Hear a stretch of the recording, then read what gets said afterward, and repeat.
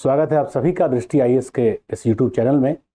दृष्टि आईएएस ने उत्तर प्रदेश लोक सेवा आयोग के तैयारी करने वाले परीक्षार्थियों के लिए उत्तर लेखन कौशल अर्थात आंसर राइटिंग स्किल के लिए कार्यक्रम प्रारंभ किया है। इस प्रक्रिया में दृष्टि के एक्सपर्ट्स जो उत्तर प्रदेश लोक सेवा आयोग में परीक्षाएं हुई हैं, मुख्य परीक्षाएं, उसके अंतर्गत जो प्रश्न पूछे गए हैं उनका एक सारगर्भित विश्लेषण आपके समक्ष कर रहे हैं ताकि आप जान सकें, सीख सकें किसी भी प्रश्न का उत्तर किस प्रकार से निर्मित होना चाहिए ताकि अत्यधिक या बेहतर अंक को प्राप्त किया जा सके, ताकि बेहतर रैंक के साथ चयन को भी सुनिश्चित किया जा सके। इस प्रक्रिया में मैं संजीव श्रीवास्तव भूगोल, पर्यावरण तथा पारिस्थितिकी, आपदा प्रबंधन, साथ ही साथ जो सेकेंड पेपर में भू राजनीति के प्रश्न हैं और थर्ड पेपर में इकोनॉमिक्स से कंसर्न या संबंधित जो कृषि के, उद्योग के, परिवहन के, इस प्रकार के जो प्रश्न हैं उनका विश्लेषण कर रहा हूं। इस प्रक्रिया में उत्तर प्रदेश लोक सेवा आयोग के अंतर्गत 2021 और 20 में पूछे गए सभी प्रश्नों का विश्लेषण मैं कर चुका हूं। 19 के प्रश्नों का विश्लेषण अभी किया जा रहा है, उसमें भी कई प्रश्न आपके समक्ष प्रस्तुत हो गए होंगे। तो दृष्टि आईएएस के यूट्यूब चैनल को देखिए, सीखिए, जानिए किसी भी प्रश्न का उत्तर किस प्रकार से निर्मित होना चाहिए। चलते हैं, देखते हैं प्रश्न को। यह प्रश्न बायोडायवर्सिटी पर है, लेकिन प्राइमा फेसिया तो लगता है बड़ा ही साधारण या सामान्य प्रश्न है, परंतु उसके कई टेक्निकल पक्ष हैं जो मैं आपके सामने रखूंगा, आप देखिएगा। तो जो प्रश्न है वो ये है, जैव विविधता को परिभाषित कीजिए, अर्थात ये बड़ा ही सामान्य पॉइंट है। Define biodiversity. ट्रॉपिकल उष्ण जलवायु देश या प्रदेश, कुछ भी आप कहिए, उष्ण जलवायु प्रदेश या देश। जैव विविधता अर्थात यहां पे दो टर्म है, ट्रॉपिकल या उष्ण जलवायु, साथ ही जैव विविधता समृद्ध अर्थात वो बायोडायवर्सिटी के टर्म्स में रिच होते हैं। क्यों होते हैं समझाइए, अर्थात कारण बताना है हमें कि उष्णकटिबंधीय प्रदेश या राष्ट्र जैव विविधता में धनी क्यों होते हैं।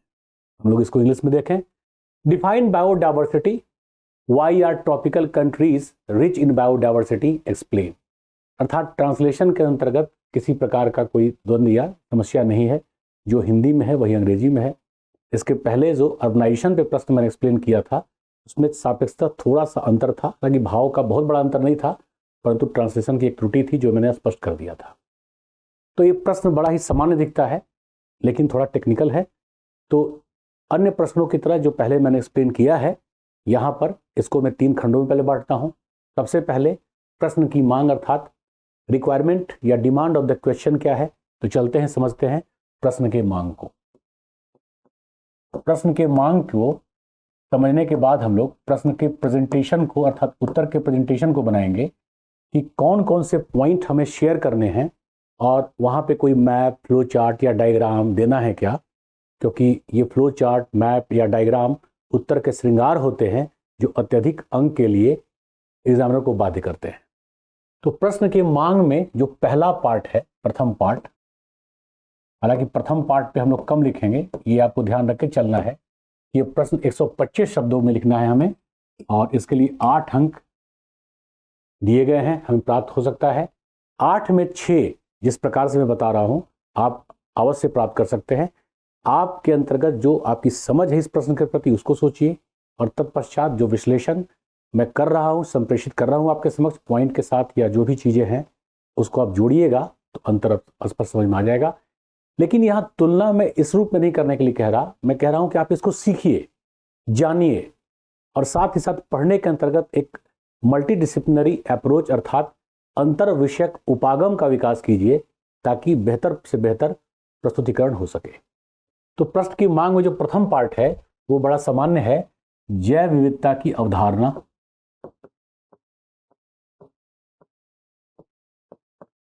परिभाषित करने का मतलब हुआ जैव विविधता की अवधारणा। थीम क्या है आखिर इस बायोडायवर्सिटी का, कैसे इसको हम परिभाषित करेंगे। ठीक है, इस अवधारणा में अब कहने के लिए तो हम 20-25 शब्द में भी इसको समेट सकते हैं, लेकिन यहां पर हम 50 शब्द के 50 नहीं 40 शब्द के आसपास लेंगे और यहां पर कम से कम एक मॉडल और साथ ही साथ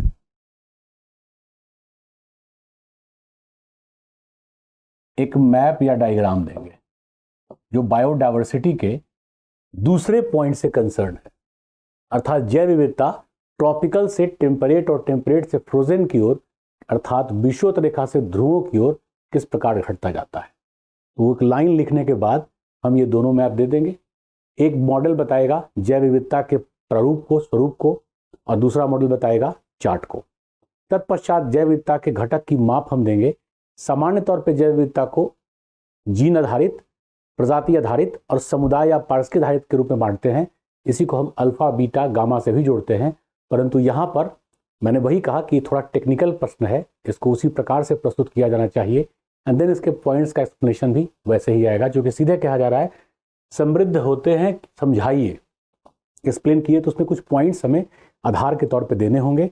इसके अंतर्गत जो प्रक्रिया है, अर्थात किन प्रक्रियाओं की वजह से उस कटिबंध या उपोष्ण कटिबंध शीतोष्ण या शीत की तुलना में अधिक समृद्ध होते हैं जैव विविधता में, उसको कारण सहित हमें समझाना होगा।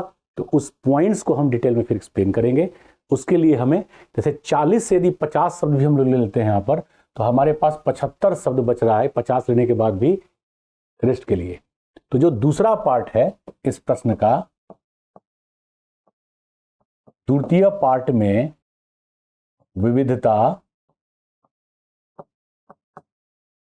के प्रारूप को स्पष्ट करेंगे। विविधता के प्रारूप को स्पष्ट करेंगे।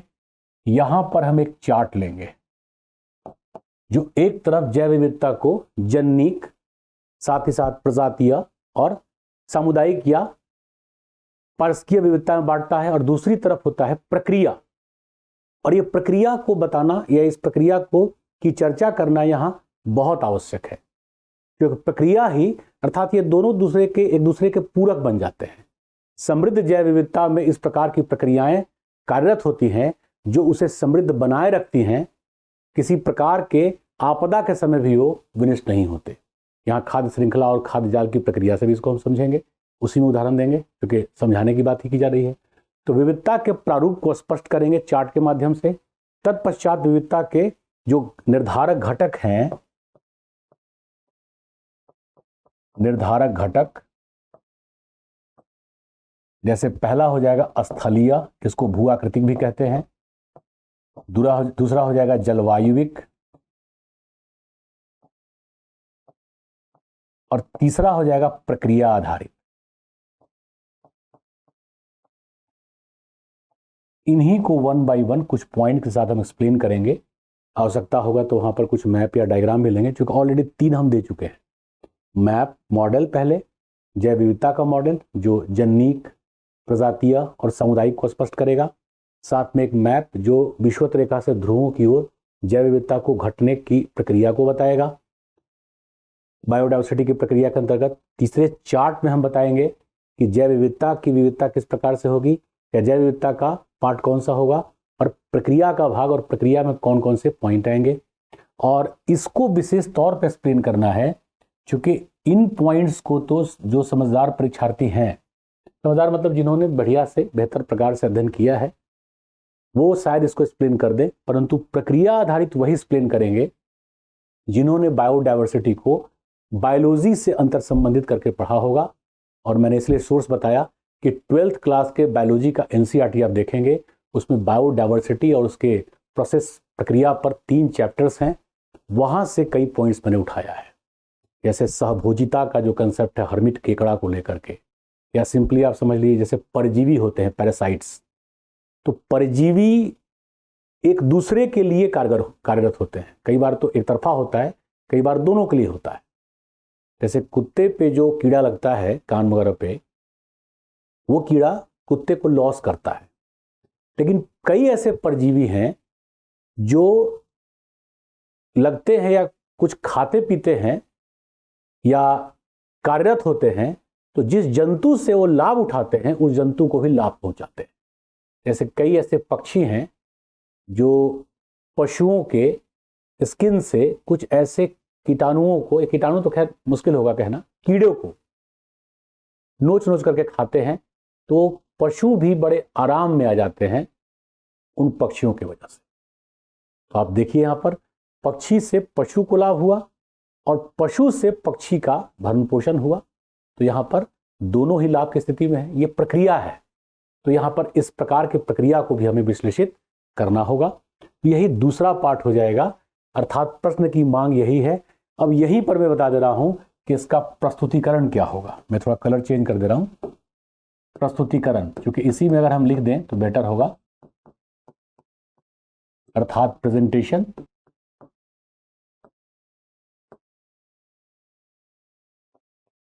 तो जो पहला पार्ट है जैव विविधता की अवधारणा, यहां पर मैंने लिखी दिया है 40 शब्द देंगे, एक मॉडल देंगे जैव विविधता का और एक मैप देंगे, जिससे यह स्पष्ट होगा कि जैव विविधता विषुवत रेखा से ध्रुवों की ओर किस मात्रा या परिमाण में घटती जाती है। दूसरा, विविधता के प्रारूप को स्पष्ट करेंगे फिर चार्ट के द्वारा। यहाँ पे जो चार्ट होगा, फ्लो चार्ट होगा बेसिकली ये, उस फ्लो चार्ट में हम एक तरफ विविधता के स्तरों को दिखाएंगे और दूसरी तरफ प्रक्रिया को दिखाएंगे, अर्थात विविधता के स्तर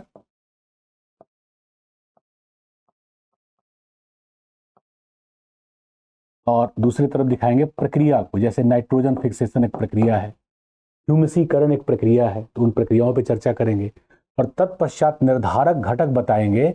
जो इसमें कई पॉइंट्स आएंगे, उन पॉइंट्स को ही हम एक्सप्लेन करेंगे। जैसे स्थलीय में आएगा मृदा, स्थलीय में आएगा अक्षांशीय वितरण, स्थलीय में ही आएगा ढाल।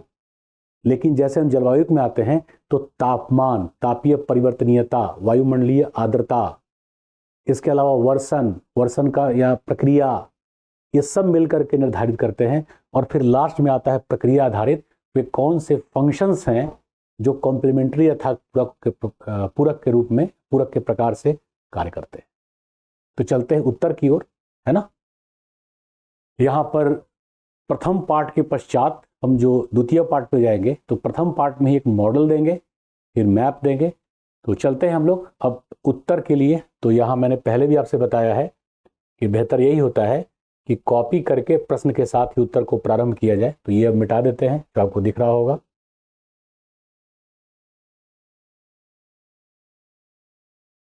अब इसमें जो प्रश्न है, जैव विविधता को परिभाषित कीजिए, साथ ही ट्रॉपिकल या उष्ण जलवायु के देश या उष्ण जलवायु देश जैव विविधता में समृद्ध क्यों होते हैं, समझाइए। तो सबसे पहले हम इसको परिभाषित करेंगे। किसी भी प्रदेश में जीवों में व्याप्त विविधता, किसी भी प्रदेश में जीवों में व्याप्त विविधता, जीव का तात्पर्य वनस्पति और जंतु दोनों होता है, जीवों में व्याप्त विविधता ही जैव विविधता है। अब यहाँ पे लिखना शुरू करेंगे प्रथम पार्ट को। जैव विविधता है यह जीन कौमा प्रजाति एवं पारिस्थितिकी या सामुदायिक स्तर पर मापा जाता है या इसकी माप होती है। क्लियर हो रहा है। और यहीं पर फिर एक मॉडल दे देंगे। इसके अलावा हम लिख सकते हैं यहीं पर कि ये उष्ण, हालांकि मॉडल देने के बाद ये उष्ण कटिबंध से उपोष्ण, गर्म शीतोष्ण, समशीतोष्ण या शीत शीतोष्ण और शीत कटिबंधों की ओर अर्थात विषुवत रेखा से ध्रुवों की ओर क्रमशः घटते जाते हैं। अर्थात हम यहां सहमति व्यक्त कर रहे हैं प्रश्न के प्रारूप से और तब उसकी पुष्टि करेंगे, उसको विश्लेषित करेंगे। यही हमने बताया था आपको। तो यहां सबसे पहले हम प्रथम पार्ट की ओर चलेंगे, लिखेंगे कि किसी भी प्रदेश में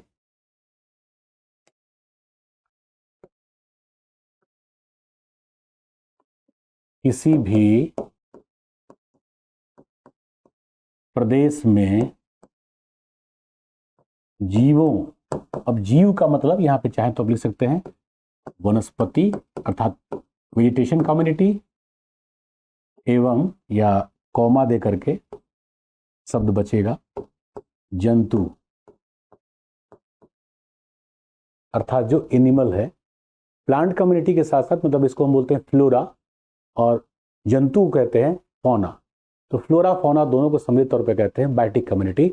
अर्थात किसी भी प्रदेश में जीवों में व्याप्त विविधता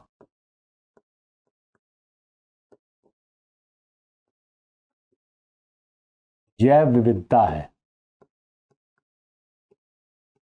जो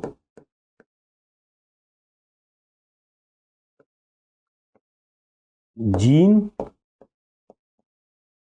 प्रजाति एवं पारिस्थितिकी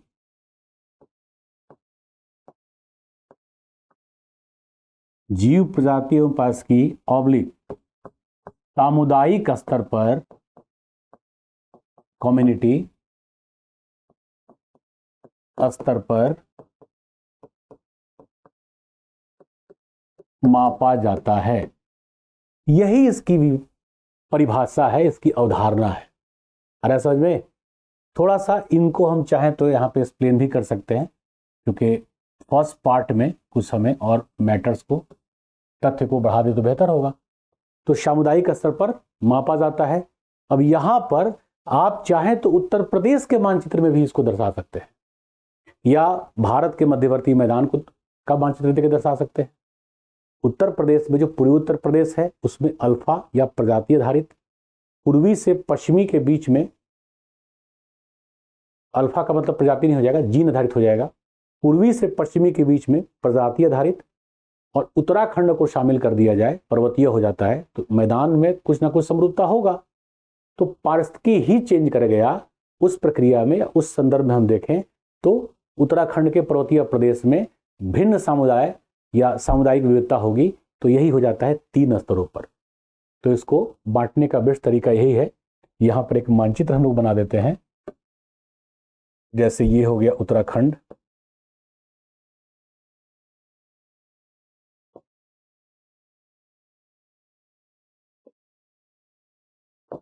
अब यहां पे आपको पता है यही उत्तर प्रदेश है। ऐसे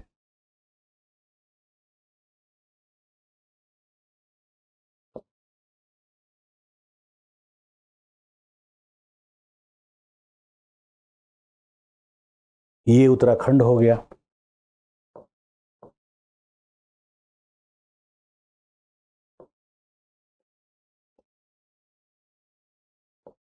उत्तराखंड,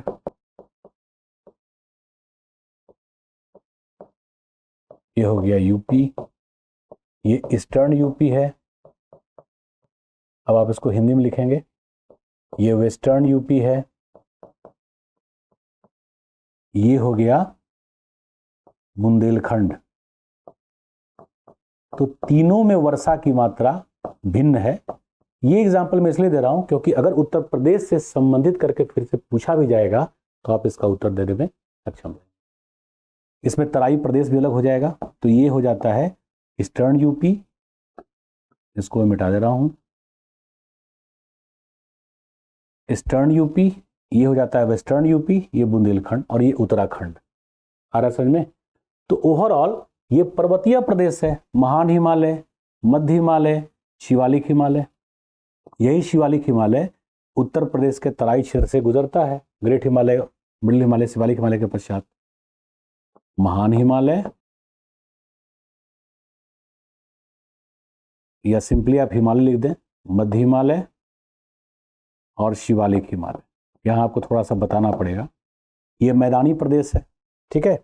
यहां पर 80 cm रेन है, वार्षिक वर्षा। यहां पर 100 cm वार्षिक वर्षा है। यहां पर 65 cm वार्षिक वर्षा है। और वर्षा के बेसिस पर सब में जो कम्युनिटीज होंगी वो डिफरेंट होंगी। तो ये आर्द्र है, ये अर्ध शुष्क है, या ये आर्द्र है, ये उपाद्र है, ये अर्ध शुष्क है ना। तो इनमें जो विविधता होगा, इनमें जो विविधता होगा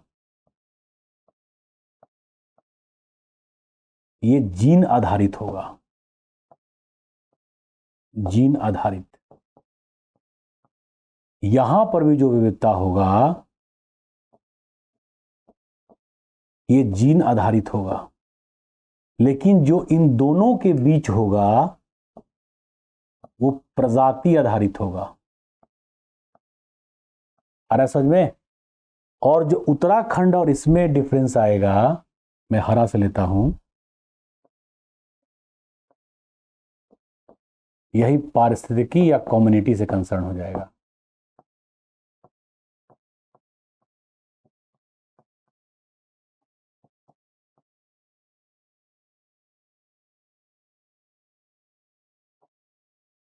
अब ये मैंने इसलिए दिया कि आप एक करंट एग्जाम्पल के साथ कि ये कहाँ किस प्रकार से एग्जिस्ट करता है आप इसको समझ गए। अर्थात जीन आधारित, इसी को हम कहते हैं अल्फा से कंसर्न करते हैं, लेकिन एक पार्श्वी प्रदेश या सिमिलर पार्श्वी प्रदेश के अंतर्गत छोटे से में, क्योंकि दोनों मैदानी प्रदेश ही है तो जीन आधारित होगा, इसमें भी होगा इसमें भी होगा, बट दोनों के बीच में प्रजाति आधारित हो जाएगा। और पर्वतीय से मैदानी का तुलना करेंगे तो हो जाएगा सामुदायिक। रहा समझ में? तो आर्द्र मैदानी प्रदेश, उपाद्र मैदानी प्रदेश, दोनों में जीन आधारित, लेकिन दोनों के बीच में होगा प्रजाति आधारित। अब आप बढ़िया समझ गए होंगे। इसी को आप चाहें तो आगे एक्सप्लेन भी कर सकते हैं। अब यहाँ पे हमें बताना होगा कि किस प्रकार से उष्ण से शीतोष्ण या शीत की ओर जाने पर ये घटता जाता है। जीसी लियोंग की पुस्तक में एक चार्ट है, मैं हमेशा विद्यार्थियों को बताता हूँ, बहुत प्रैक्टिकल चार्ट है, कई जगह वैसे उपलब्ध है ये, क्योंकि जीसी लियोंग यूपीएससी या उत्तर प्रदेश लोक सेवा आयोग के अंतर्गत भी काफी मान्य पुस्तक है। सीधे तौर पे वहां से प्रश्न देखे जाते हैं, तो आप उसको देंगे तो बहुत अच्छा मैसेज जाएगा। और साथ में ये कि तकनीकी स्तर पर बताएंगे कैसे जो प्रश्न की मांग है कि उष्ण प्रदेश कैसे समृद्ध होते हैं, और तब उसको फिर हम विश्लेषित करेंगे, आगे चार्ट वगैरह भी देंगे। तो यहाँ पर अभी हमने शब्द बहुत ज़्यादा खर्च नहीं किया है। अब इसी में हम दूसरे पार्ट को शामिल करते हुए थोड़ा जोड़ लेंगे, है ना। या जैव विविधता के माप को यहाँ दे सकते हैं हम लोग। कैसे भाई? तो समृद्धि के आधार पर और समरूपता के आधार पर। मैं यहाँ पे लिख के बताता हूँ आपको।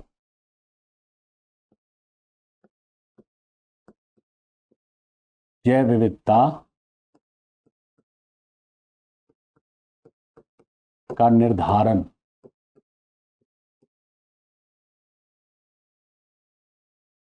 यहां जैव विविधता के निर्धारण का जो फ्लो चार्ट है आप चाहें तो दे सकते हैं और देना चाहिए। पहला होता है समृद्धि के आधार पर। समृद्धि के आधार पर, समृद्धि के आधार पर हम विविधता का ही अध्ययन करते हैं, जैसे जीन आधारित, प्रजाति आधारित, समुदाय आधारित। आ रहा समझ में? जीन आधारित, प्रजाति आधारित, अब थोड़ा इस पर लिखेंगे भी हम लोग, और समुदाय या पारिस्थितिकी आधारित। इस पर थोड़ा थोड़ा हम लोग कुछ लिख भी देंगे। और दूसरा समरूपता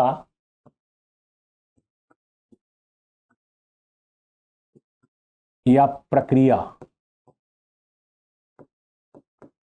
अर्थात जो प्रक्रियाएं हैं वो इसके साथ पूरक हो जाती हैं। अरे समझ में? कॉम्प्लीमेंट्री। कैसे? प्रक्रियाओं में जैसे हो जाएगा नाइट्रोजन, इसको कहते हैं नाइट्रोजन फिक्सेशन, हिंदी होता है स्थिरीकरण। नाइट्रोजन स्थिरीकरण, ह्यूमसीकरण, मतलब ह्यूमस का फिक्सेशन, इसको कहते हैं ह्यूमसीकरण। इसके अलावा निछालन, संपोहन, लीचिंग, इलुविएशन, ये सब प्रक्रियाएं हैं। अरे समझ में? तो ये प्रक्रियाएं भी वही रिच होती हैं और ये दोनों आपस में एक दूसरे के पूरक हो जाते हैं। अर्थात जहां पर जैव विविधता ज्यादा अधिक होगी ये पूरक हो जाते हैं, एक दूसरे के पूरक इंटरेक्शन से। जहां जैव विविधता ज्यादा अधिक होगी वहां पर प्रक्रिया भी ज्यादा समृद्ध होगा, और जहां जैव विविधता कमजोर होगा वहां पर प्रक्रिया भी विपन्न होगा, गरीब होगा। तो ये जैव विविधता का निर्धारण कैसे होता है इसको हम इस रूप में देखते हैं। देखो, इसकी जानकारी मैक्सिमम लोगों को होता है, मतलब विद्यार्थियों को जानकारी होता है, ऐसा नहीं कि नहीं होगा। जिन्होंने बायोलॉजी के स्तर से जोड़ करके, और ये आपको पीटी के लेवल पर भी जरूर पढ़ना चाहिए। कई बार परीक्षार्थी जब पीटी में पर्यावरण के प्रश्न आते हैं तो घबराते हैं कि पता नहीं कहाँ से पूछा गया, क्योंकि अभी भी बायोलॉजी से ही कंसर्न होता है। तो जीवों से संबंधित जो भी सूचनाएं पूछी जाती हैं, मैंने आमतौर पर देखा है कि एनसीईआरटी जो है बायोलॉजी का 12वें क्लास का, उसके जो 3 चैप्टर्स है वहाँ से मैक्सिमम क्वेश्चन आ जाते हैं, या उससे बाहर जाने पे बनाना मुश्किल हो जाता है। करंट अप्लाइड प्रश्न ही उससे बाहर जाते हैं। मुख्य परीक्षा में भी देखिए प्रश्न आ गया। इसलिए मैंने कहा था कि सामान्य तौर पे ये बड़ा सीधा प्रश्न लग रहा है, परंतु ये बड़ा ही टेक्निकल प्रश्न है। तो इस चार्ट को देने के बाद हम लोग बताएंगे कि उष्ण कटिबंध से उपोष्ण, शीतोष्ण और शीत कटिबंध की ओर किस प्रकार से जैव विविधता घटता जाता है। तो जीसी लियों का हम चार्ट लेंगे। तो पहले अपनी सहमति व्यक्त करेंगे और सहमति के पश्चात हम बताएंगे। तो उष्ण प्रदेश में अधिक समृद्ध तथा क्रमशः, मैं एक लाइन लिख करके बताता हूं।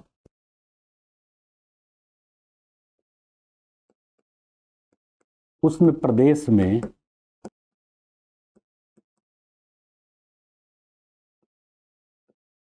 जैव विविधता एवं पारिस्थितिकीय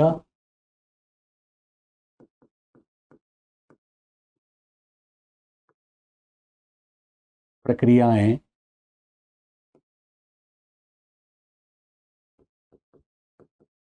पूरक रूप से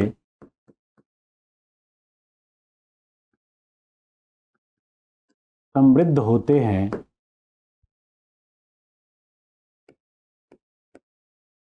जबकि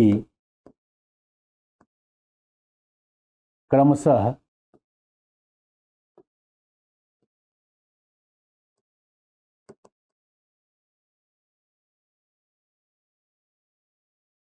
ध्रुवों की ओर अर्थात गर्म शीतोष्ण, या पहले उपोष्ण को भी ले लेते हैं, अर्थात उपोष्ण सब ट्रॉपिकल, कौमा गर्म शीतोष्ण वार्म टेम्परेट, गर्म शीतोष्ण शीत शीतोष्ण एवं ध्रुवीय ऑब्लिक टुंड्रा जलवायु, ध्रुवीय पारिस्थितिकी प्रदेश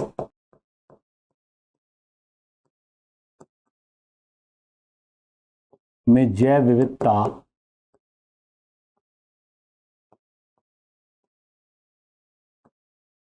मात्रात्मक एवं गुणात्मक रूप से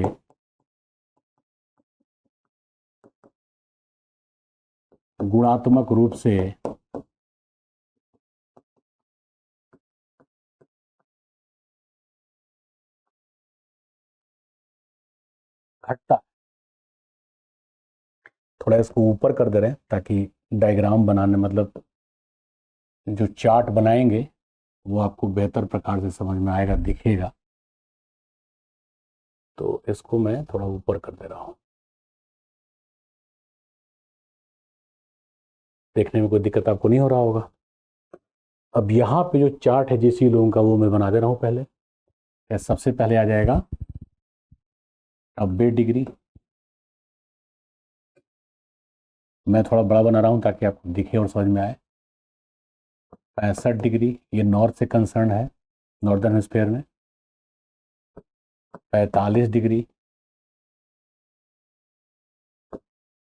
30 डिग्री, 10 डिग्री, 0 डिग्री। अर्थात ये विषुवत रेखा है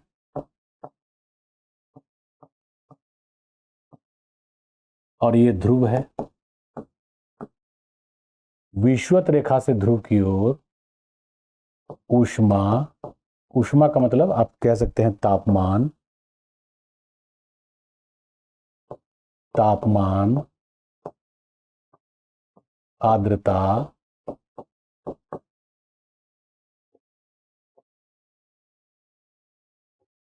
के अनुरूप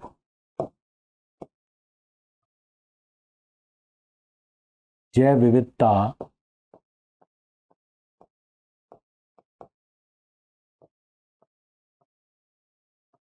एवं उनके प्रक्रियाओं में, या सिंपली जैव विविधता में कमी, हर जगह प्रक्रिया लिखने की आवश्यकता नहीं है, जैव विविधता में कमी।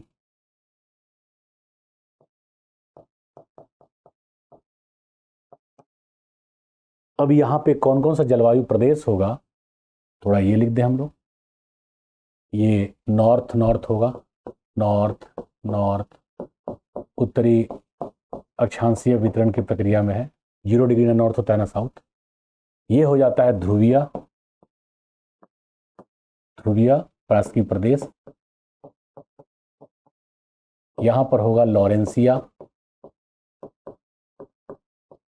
यहां पर होगा साइबेरिया,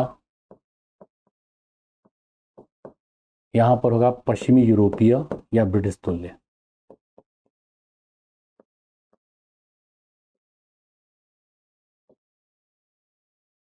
यहां पर होगा शीतोष्ण मानसूनी,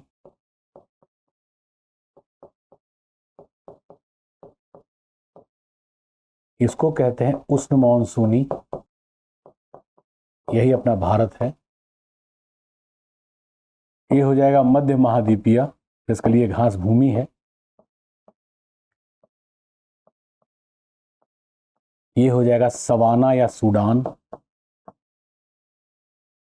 ये उष्ण घास भूमि है। यहां हो जाएगा भूमध्य सागरीय,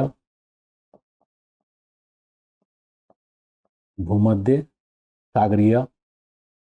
फिर यहां हो जाएगा मरुस्थलीय या उष्ण मरुस्थलीय।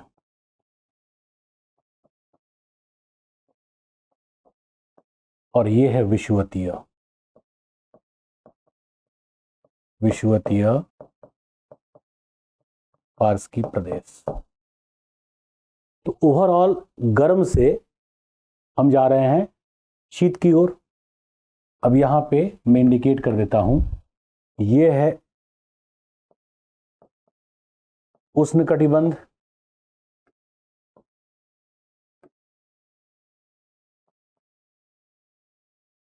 ये 10 से 30 है तो उष्ण सह उपोष्ण है। ये है गर्म शीतोष्ण, ये है शीत शीतोष्ण, कूल टेम्परेट, इसको कहते हैं टुंड्रा, ध्रुवीय। तो एक तरफ आपने गर्म से लेकर के शीत की बात की, चर्चा की, और दूसरी तरफ आपने बताया कि किस प्रकार से जैव विविधता घटते क्रम में है। और बड़ा ही प्रैक्टिकल ये जैव विविधता के वितरण के प्रारूप को दर्शाने वाला चार्ट है, आप इसको जरूर दीजिए। अब इसके पश्चात मेरा मानना है कि निर्धारक घटकों के आधार पर या कारकों के आधार पर किस प्रकार से जैव विविधता का निर्धारण होता है उसको आप बताइए, है ना। चलते हैं पार्ट बी वाले मुख्य उत्तर पर, उत्तर के भाग पर। तो उष्णकटिबंध में जैव विविधता अधिक क्यों होता है?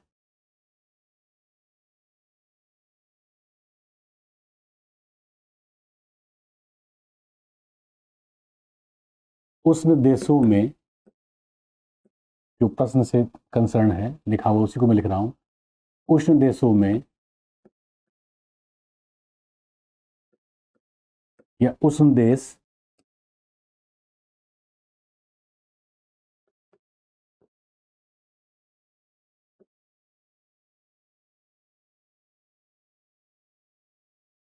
जैव विविधता, मैंने शॉर्ट में लिखा है, समृद्ध, उसके निर्धारक घटक या कारकों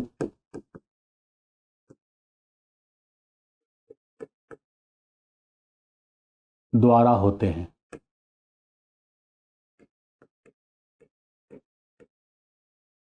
निर्धारक घटक या कारकों द्वारा होते हैं। आ रहा है समझ में? अब इसको कैसे हम देखेंगे, कौन कौन से निर्धारक घटक हैं? तो फिर यहां पे मेरा मानना है कि आप एक चार्ट के माध्यम से पहले दर्शा दीजिए।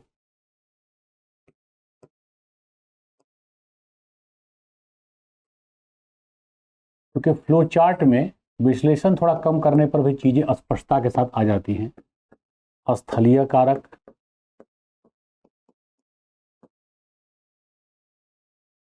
अक्षांश,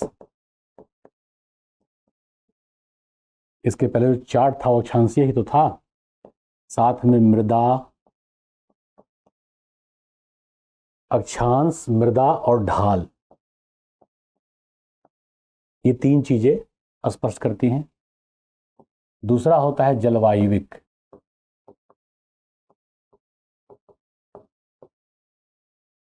जलवायुविक में पहला हो जाएगा तापमान, आर्द्रता, वर्षण, अन्य, और तीसरा हो जाएगा प्रक्रियाएं, जैसे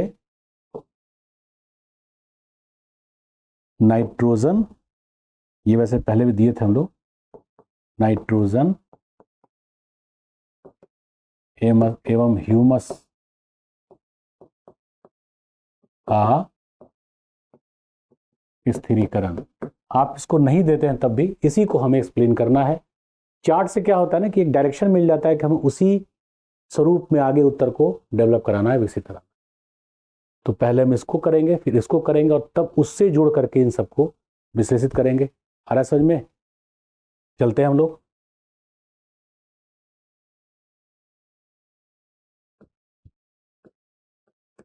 मृदा का स्वरूप या मृदा की उत्पादन क्षमता, मृदा की उत्पादन क्षमता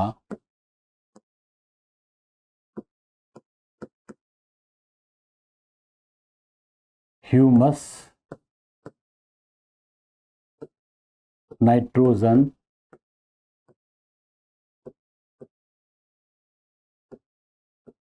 जैसे घटक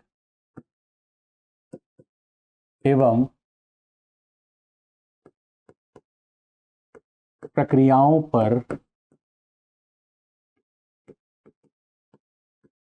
निर्भर है, जो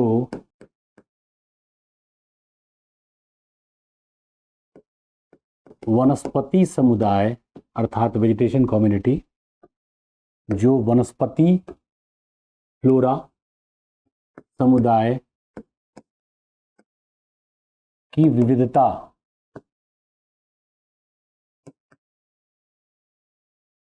एवं विकास को निर्धारित करता है।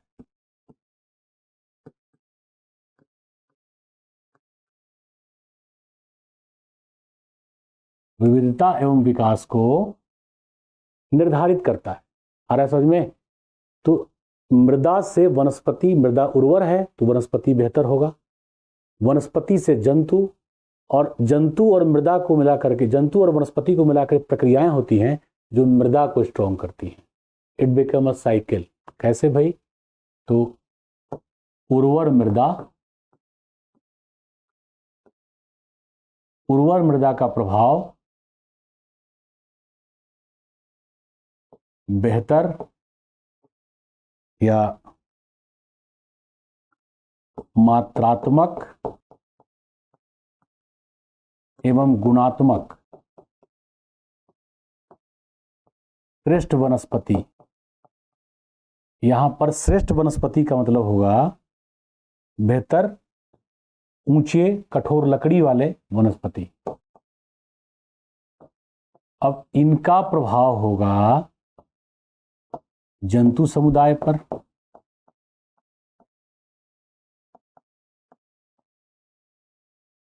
और इन दोनों से संबंधित होंगी प्रक्रियाएं। जैसे ह्यूमस का निर्माण ही ले लो, ये फिर से उर्वर मृदा को कंसर्न करेंगी। तो finally it become a cycle. आ रहा समझ में? ऐसे फ्लो चार्ट आप जरूर दीजिए, क्योंकि शब्द बड़े कम खर्च होते हैं, अर्थपूर्ण होते हैं, और साथ ही उत्तर के श्रृंगार है, मैंने पहले ही कहा। अब हमें विश्लेषित करना है कि प्रक्रियाएं किस प्रकार से, या पहले थोड़ा सा तापमान आदि को दे दें। ये स्थलीय कारक था, लिखना नहीं है, मैं आपकी सुविधा के लिए लिख रहा हूं। स्थलीय कारक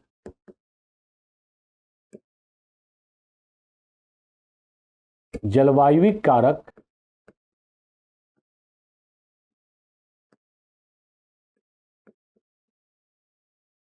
अति महत्वपूर्ण होते हैं क्योंकि किसी भी वनस्पति समुदाय, या किसी ना लिखें, सामान्यतः लिखते हैं, क्योंकि सामान्यतः वनस्पति समुदाय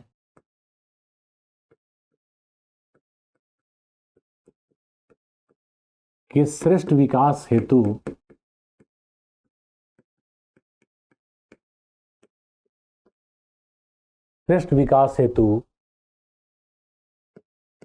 उच्च तापमान के साथ उच्च आर्द्रता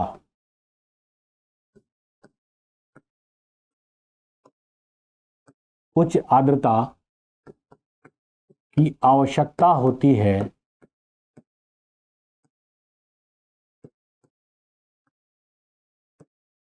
उच्च तापमान के साथ उच्च आर्द्रता की आवश्यकता होती है, जो फोटोसिंथेसिस अर्थात प्रकाश संश्लेषण की प्रक्रिया को प्रेरित करता है। मरुस्थलों में देखो तापमान उच्च होता है, परंतु वहां आर्द्रता उच्च नहीं होता, तो समस्या आ जाएगा। तो उच्च तापमान के साथ उच्च आर्द्रता की आवश्यकता होती है, जो वनस्पति के श्रेष्ठ विकास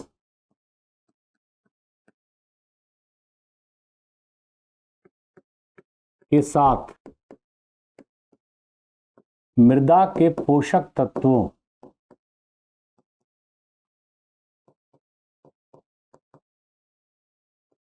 के स्थिरीकरण, फिक्सेशन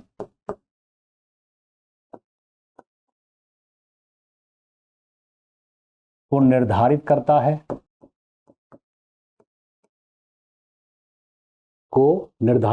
है, और यही फिर जंतु को भी पुनः वनस्पति की विविधता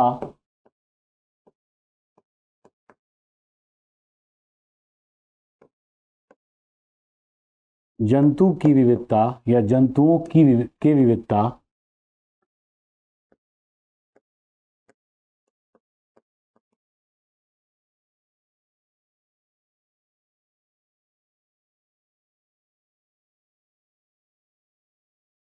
निर्धारित करते हैं।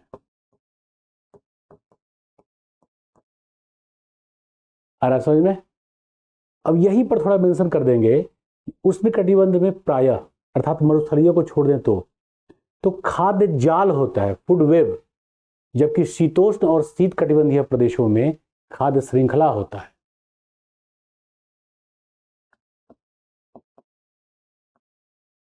उष्णकटिबंधीय प्रदेशों में, अब यहां पे लिखना होगा मरुस्थलीय को छोड़कर, क्योंकि वहां केवल तापमान है, आर्द्रता नहीं है। मरुस्थलीय को छोड़कर उष्णकटिबंधीय प्रदेशों में खाद्य जाल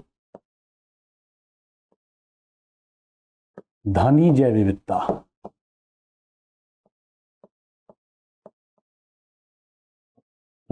विविधता, खाद्य जाल, जबकि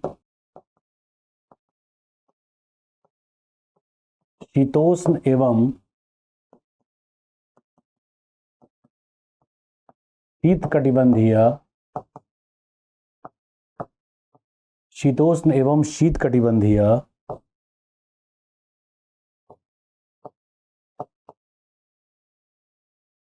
देशों में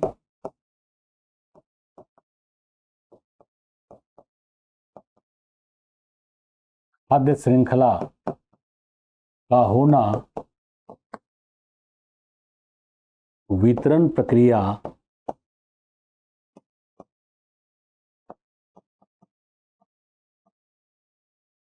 को स्पष्ट करता है। और स्पष्ट क्या करता है? हमने प्रारंभ में ही उत्तर के सहमति व्यक्त कर दिया था कि विषुवतीय प्रदेशों में या विषुवतीय उष्ण प्रदेशों में, जो विषुवतीय और उष्ण उपोष्ण जैसे भारत को भी जोड़ के आता है, मिलता है, में अधिक धनी जैव विविधता या जैव विविधता में ये प्रदेश धनी होते हैं। अब थोड़ा सा यहाँ पे हमें प्रक्रियाओं को बता दें तो बहुत बेहतर रहेगा।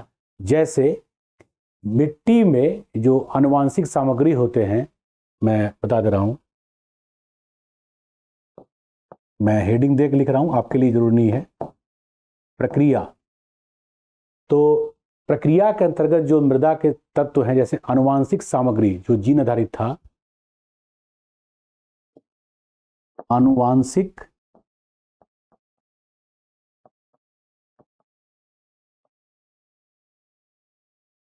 विविधता, जो जन्निक विविधता है जीन आधारित, उसी को कहते हैं आनुवांशिक विविधता।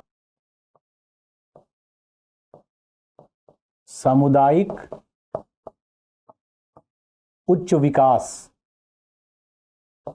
या श्रेष्ठ विकास, सामुदायिक कम्युनिटी श्रेष्ठ विकास एवं स्थिरता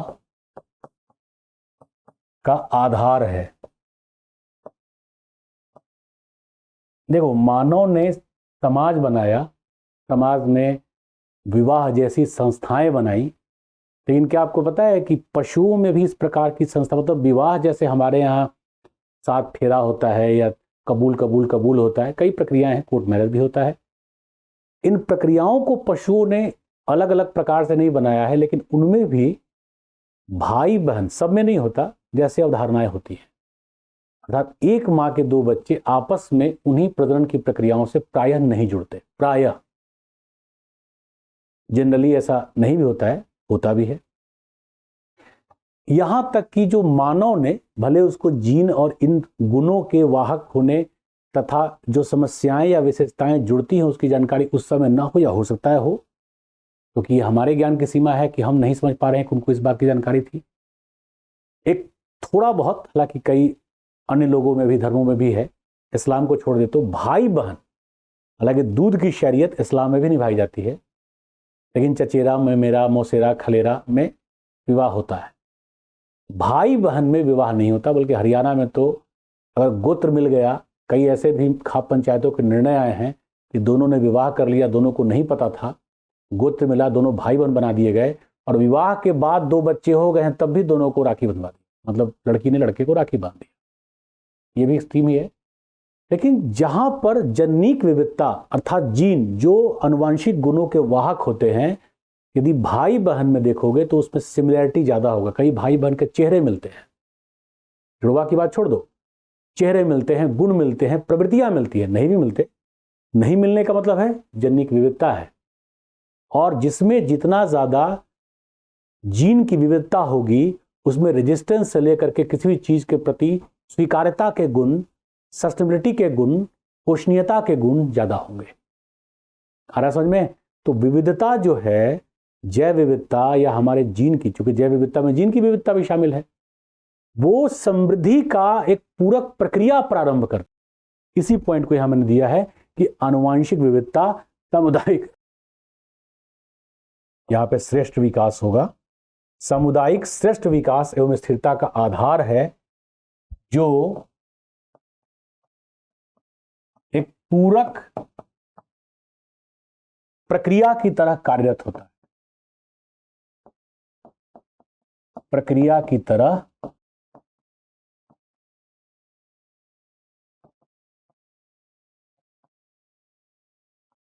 कार्यरत होता है। एक कहते हैं आक्रामक जीव, वनस्पति भी आक्रामक होते हैं। जैसे जलकुंभी का नाम सुना होगा आप लोगों ने। जलकुंभी जिस तालाब में चला जाता है, उस तालाब को ही नष्ट कर देता है, उसके पास को नष्ट कर देता है, उसको आक्रामक कहते हैं। वो डेंजरस होता है पास की प्रदेश के लिए। ऐसे यूकलिप्टस, आप जनरली देखेंगे यूकलिप्टस के आसपास या पीपल या बरगद के जड़ के आसपास घास आदि का विकास भी नहीं होता। अर्थात भले हम इसको समझते हैं कि बड़े मिल्लत से रहते हैं, वो भी अपना एक ग्रुप बनाते हैं। जैसे जंतुओं को देखोगे, शेर को, चीता को, बाघ को, वो अपना एरिया यूरिन का त्याग करके डिमार्केट करता है, ताकि दूसरे उसी प्रजाति के पशु ये समझ जाएं कि यहाँ से उसका बाउंड्री है या उसका राज्य है, कह लीजिए। जैसे किलेबंदी होती है ना, सीमा, वैसे ही उसका निर्धारण होता है। ये वनस्पति भी करते हैं। अब एक उदाहरण लीजिए, एक घर में 2 कमरे हैं, दादाजी दादी, पिता माँ और 6 बच्चे, और कमरे हैं 2। तो जनरली जो छोटा वाला बच्चा या बच्ची होगी वो पिता माता के साथ, और बाकी दादा दादी के साथ, दोनों कमरे एंगेज्ड। तो क्या यहाँ पर बहुत ज़्यादा गेस्ट के, जो थोड़े थेथर किस्म के गेस्ट, थेथर का मतलब होता है इस बात का लोड न लें कि वो क्या सोचेंगे, वो चले जाएं। लेकिन वहां पर स्कोप ही कम है, पहले से ही सब भरा हुआ है। तो किसी आक्रामक गेस्ट के लिए भी कोई स्कोप नहीं है, क्योंकि वहां समृद्धता है। हालांकि एग्जाम्पल मैंने रहने के लिए गेस्टिंग के संदर्भ में समझाया, जनसंख्या के प्रवृत्तियों में तो नेगेटिव आजकल है ये, लेकिन जैव विविधता के लिए सकारात्मक है। लेकिन किसी घर में आप गए, 3 कमरे या 2 ही कमरे हैं, पिता माँ और एक बच्चा, चाहे बच्चा थोड़ा बड़ा भी हो, लेकिन 2-3 गेस्ट आ जाएं तो उनको एडजस्ट करना आसान होगा, उन गेस्ट का टिकना आसान होगा। तो आक्रामक प्रजाति के वनस्पति या जंतु, यहां मेनली होता है वनस्पति से पहले, आक्रामक प्रजाति के वनस्पति समृद्ध जैव विविधता के क्षेत्रों में प्रवेश ही नहीं कर पाते, क्योंकि वो भरा होता है, बहुत ज्यादा होता है। लेकिन जहां पर विरलता होती है, आक्रामक वनस्पति समुदाय दूसरे को विस्थापित कर देते हैं। क्लियर हो रहा है? Again it's called complementary process. अर्थात इसको हम लिखेंगे कि आक्रामक जो सघन होने पर जैव विविधता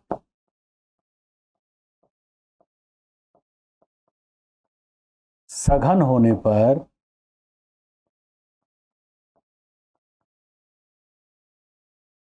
आक्रामक प्रजाति भी असफल होते हैं।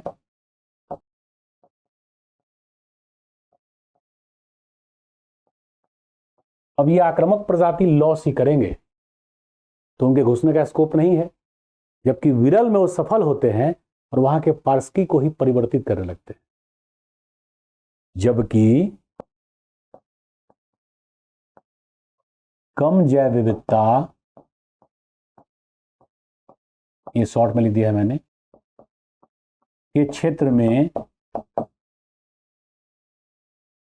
वे प्रवेश कर उन्हें नष्ट करने लगते हैं, उन्हें नष्ट करने लगते हैं।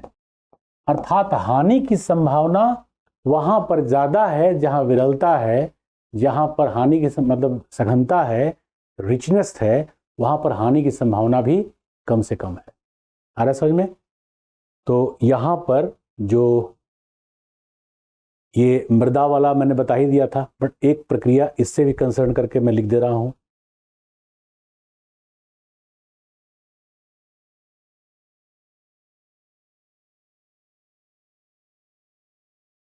समृद्ध जैव विविधता के क्षेत्र में, समृद्ध जैव विविधता के क्षेत्र में अत्यधिक या समृद्ध, अत्यधिक लिखते हैं, अत्यधिक ह्यूमस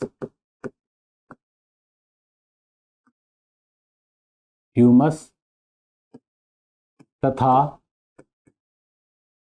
अन्य पोषक तत्व जैसे नाइट्रोजन, फास्फोरस,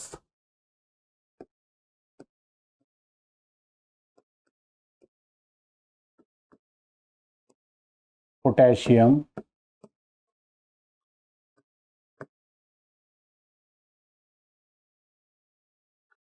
जैसे नाइट्रोजन फिक्सेशन मैंने कहा था ना, स्थिरीकरण, पोटेशियम आदि का अधिक स्थिरीकरण,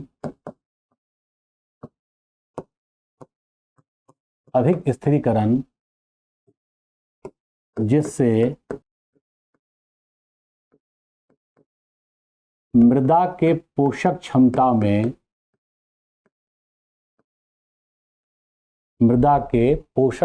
में वृद्धि, इसलिए वनस्पति एवं जंतु, या सिंपली आप लिख सकते हैं यहां पर, इसलिए जैव विविधता समृद्ध।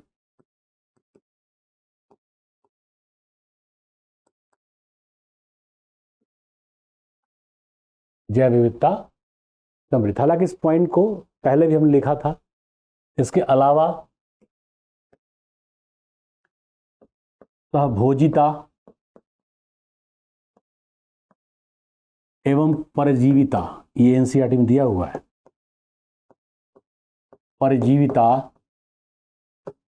जैसी प्रक्रियाएं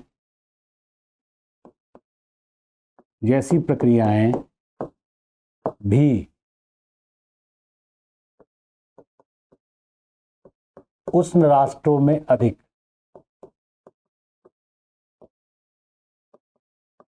यहां पे इतना ही काफी है। सहभोजिता, परजीविता, जैसे होता है ना कि हम पहले फल को खाए, जैसे बंदर मान लो है, बंदर ने बीज से फल को तोड़ा। जैसे आपने ये भी सुना होगा कि वनस्पतियों में पुमांग और जयांग, मेल और फीमेल के बीच में जो क्रॉस मतलब फर्टिलाइजेशन होता है, निषेचन, वो कौन कराते हैं? पक्षी कराते हैं।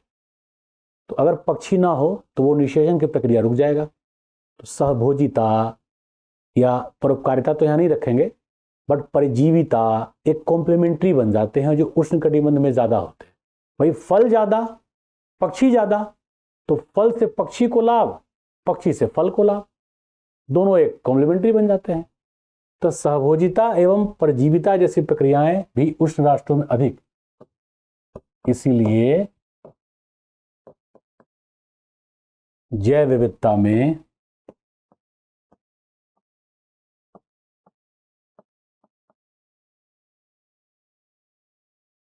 धनी, या जो टर्म दिया हुआ है वो है समृद्ध। जैव विविधता में समृद्ध होते हैं ये। तो अब काफी पॉइंट्स यहां पे मैंने दे दिया है। जो चर्चा की प्रक्रिया में मैंने बताया था प्रारंभ में आपको कि जो अच्छे विद्यार्थी हैं कोरिलेट करके एक अंतर विषयक उपागम की प्रक्रिया से प्रेजेंट भी करते हैं, वो जनरली भौतिक कारकों को ही आधार बनाते हैं। जैसे स्थलाकृति कारक, मृदा को जोड़ा जाएगा इसमें। इसके अलावा जो जलवायु कारक हैं, तापमान, वर्षा या आर्द्रता को जोड़ा जाएगा इसमें। परंतु प्रक्रियाओं को वो छोड़ देते हैं, क्योंकि जो पुस्तक उपलब्ध भी हैं वो सामान्यतः पर्यावरण के उन्हीं प्रक्रियाओं को लिखते हैं जो इजीली विद्यार्थी पढ़ भी लेते हैं। लेकिन यह प्रश्न थोड़ा टेक्निकल है। प्रक्रियाओं को जब तक आप स्पष्ट नहीं करेंगे तब तक जैव विविधता के वे लक्षण जो उसके समृद्धि से या विरलता से संबंधित हैं स्पष्ट नहीं होंगे। अब चाहे आप वर्ड काउंट कर लीजिएगा, जो फ्लो चार्ट के साथ मैंने आपको बताया, समझाया और लिख के भी दिखाया। यहाँ से हम लोगों ने प्रश्न को शुरू किया था। तो सबसे पहले अंडरस्टैंडिंग ऑफ द क्वेश्चन में, अर्थात प्रश्न के मांग में जैव विविधता की अवधारणा, मॉडल मैप जो हमने कहा था, विविधता के प्रारूप को स्पष्ट करने के लिए चार्ट प्लस प्रक्रिया, मतलब विविधता के स्तर और प्रक्रिया, इसमें स्थलीय कारक, जलवायु कारक और प्रक्रिया आधारित कारक, इसी पे हमने प्रेजेंटेशन सेट किया था। तो यहाँ पर 40 शब्द है, तो आप हम मान के चलेंगे 75 शब्द इस पर कम से कम लेंगे। इसी के आसपास मैंने प्रेजेंट किया है along with the picture diagram. तो 40 और 75 115 हो जाएगा, और 10 शब्द तो आगे बढ़ ही जाता है। हमेशा मैं थोड़ा कम की ही राय देता हूँ। इसके पश्चात मैंने प्रश्न को प्रारंभ किया। तो पहले अवधारणा की प्रक्रिया में किसी प्रदेश में जीवों में व्याप्त विविधता जैव विविधता है, जो जीन, प्रजाति, पारिस्थितिकी या सामुदायिक स्तर पर मापा जाता है। आप मध्यवर्ती मैदान का, उत्तर प्रदेश का उदाहरण ले सकते हैं। इस प्रकार के उदाहरण का फायदा यह होता है कि यही प्रश्न यदि इस प्रकार से पूछा जाए कि उत्तर प्रदेश का उदाहरण देते हुए समझाएं तो यहां फिर से थोड़ा समस्या हो जाएगा कि इसमें कैसे उदाहरण लें। और उत्तर प्रदेश का उदाहरण आप भारत के लिए भी ले सकते हैं। कहा जाए भारत के किसी प्रदेश या भारत में उदाहरण देकर समझाएं तब भी ये उदाहरण चलेगा, ये तो भारत का ही पार्ट है। तो ऐसे प्रश्नों की तैयारी में, इस प्रकार के कंटेंट और कंसेप्ट की तैयारी में आप ऐसे तथ्यों को जोड़ लें, डायग्राम्स को जोड़ लें तो बड़ा सहूलियत हो जाएगा और बेस्ट प्रेजेंटेशन होगा। और ऐसा मानचित्र भी आप इजिली बना सकते हैं। साथ ही साथ इसके अलावा थोड़ा सा उसको मैंने विश्लेषित किया था, जैव विविधता का निर्धारण तो समृद्धि के आधार पर, और यहाँ हो जाता है समरूपता या प्रक्रिया के आधार पर। इन दोनों को पूरक बनाते हुए फिर मैंने इसको एक्सप्लेन करना प्रारंभ किया था कि उस प्रदेश में क्यों ज्यादा होता है। तो जीसी लीविंग का चार्ट और उसके जो प्रक्रियाएं हैं उसको स्पष्ट किया गया और तत्पश्चात उनका एक सारगर्भित विश्लेषण दिया गया कि वो कैसे कैसे होंगे। उन्हीं को आप चाहें तो, चूंकि ये दिया गया है या इसके पहले इस वाले फ्लो चार्ट में उसको स्पष्ट किया गया है, तो आप चाहें तो इस वाले को छोड़ भी सकते हैं, लेकिन देते हैं तो बेहतर रहेगा। और फिर इसी को मैंने विश्लेषित किया है स्थलीय कारकों में। और मॉडल डायग्राम जरूर दीजिए, ये उत्तर के श्रृंगार होते हैं जो बेहतर से बेहतर अंक दिलाते हैं। और प्रक्रिया को जरूर समझाइए, लिखिए। ये लास्ट पेज तक प्रक्रिया ही था ताकि उत्तर की गुणात्मकता दिखे और तब आप 75 to 80% अंक को सुनिश्चित कर सकते हैं। और इतना अंक यदि आया तो बेहतर रैंक के साथ आप अपने चयन को सुनिश्चित करेंगे। यही टीम दृष्टि का प्रयास है, यही मेरा भी प्रयास है, ताकि विद्यार्थी एक बेहतर उत्तर लेखन कौशल या क्षमता का स्वयं विकास कर सके। तो सबसे पहले किसी भी विभिन्न इतिहास के प्रश्न को या सोशल इश्यूज के प्रश्न को भी आप पढ़ते हैं तो सबसे पहले समझने का प्रयास कीजिए, माइंड को एक कैटलिस्टिक फॉर्म में तेजी समझाने का प्रयास कीजिए कि प्रश्न की मांग क्या है। देन हम प्रेजेंटेशन कैसे बनाएंगे, प्रस्तुतिकरण, कितने शब्द किस पॉइंट पे या कंटेंट पर या कंसेप्ट पर, कौन सा मॉडल, डायग्राम, पिक्चर, यदि रिक्वायर्ड है तो, जैसे इतिहास में इसकी आवश्यकता मैप की कम होगी, मॉडल या फ्लो चार्ट तो वहाँ भी अप्लाइड है। तो सृजित करने का प्रयास कीजिए। जितना बेहतर आप सृजित करेंगे, टेक्निकल होंगे, उतना ही बेहतर अंक आप सुनिश्चित करेंगे। कम लिखने पर भी, कम लिखने का तात्पर्य है आप एकदम एप्रोप्रिएट हो जाते हैं। तो यही उस उत्तर का, इस प्रश्न का उत्तर है। सामान्य संदर्भों में तो या पहले प्राइमा फेशिया देखने पे बड़ा सामान्य प्रश्न लगता है, लेकिन उत्तर देखने के बाद आपको लगा होगा कि ये बिल्कुल तकनीकी आधारित प्रश्न है। उम्मीद कर रहा हूं कि आप इससे काफ़ी कुछ सीखेंगे और आगे मुख्य परीक्षा में इस कौशल का जो आप दक्षता सीख रहे हैं उसका प्रयोग करेंगे और बेहतर से बेहतर अंक प्राप्त करके बेहतर रैंक के साथ अपने चयन को सुनिश्चित करेंगे। तो आज का सेशन यही समाप्त करते हैं। मिलते हैं अगले प्रश्न पे और उसके विश्लेषण पे। Thank you and all the best.